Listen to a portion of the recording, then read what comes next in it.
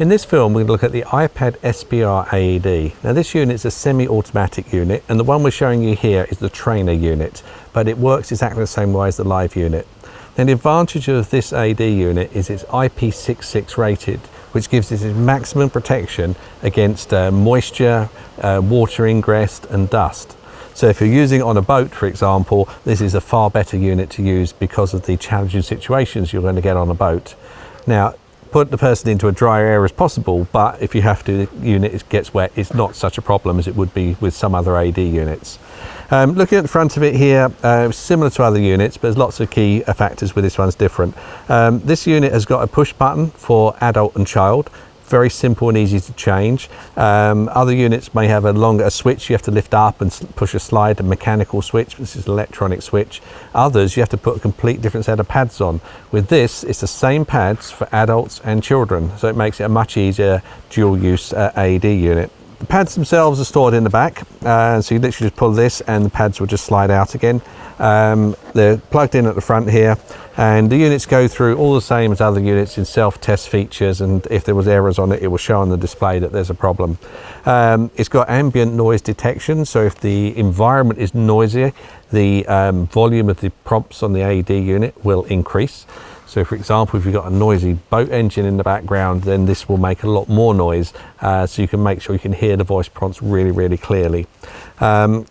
Not many buttons on it, it's just the button on the front for adult and child mode, the on-off button and the shock button. So it's literally these three buttons are the only ones on the unit, so it's very, very simple to use. Now the pads that come with this, I'm just going to show you these, these are actual live pads rather than what will be in here, which are the training pads. So as you pull them out, what you do is literally just tear that, and that will open up the pads, and the pads come out. And each of the pads clearly has got a picture of where it goes, position 1 and position 2, and position 1 and 2 are clearly shown on the mannequin, so it's very, very simple to see, good for low light conditions as well. And what you've got here are the real pads.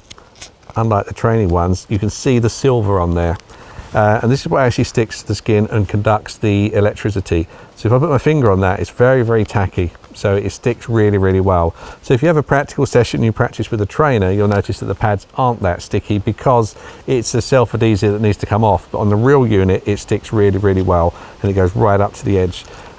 So pop the pads on, and you put them in two positions here, or front and back for a child. And then you're just literally following the voice prompts on it. You know, it's a good, simple, easy to use unit. So for example, we just turn it on. Call emergency medical services now. So it's just going through the process. It tells you adult, you can push the button. Pediatric mode. Turn it to pediatric, and then you switch it here, all clothing, and it goes back to adult. And you see it lights up, so this is showing up here that's on adult. Set to pediatric and if it's pediatric, you see that's lit up down here. So it's really, really simple to switch around. But it will talk you through how to put the pads on, and what you do with the AD unit. And then this button will tell you when to push the shock button. Take out the so just turn that off. Of the device. System shutting down. So the live unit will switch off as well in the same way, because you're just turning the unit on. And part of the self-test on live AD units is turn it on, make sure it's functioning correctly and you're getting sound coming out of it. So with these units, maintenance is similar to other units. You need to keep a check on the expiry dates of the pads to make sure they haven't expired, because pads will they will work after the expiry date, but there's a chance of the sealing hasn't worked so well. Temperature makes a massive difference to the adhesive of the pad, so always make sure you keep any AD unit within the storage ranges, and also the batteries, so you need to make sure that the battery is still valid, so they'll all have expiry dates on the batteries that you can see and check. And then you just go through a sample, just check it over, make sure it fires up, make sure the pads, the damage isn't damage to the wrapping of the pads themselves, and also there's no physical damage onto the unit.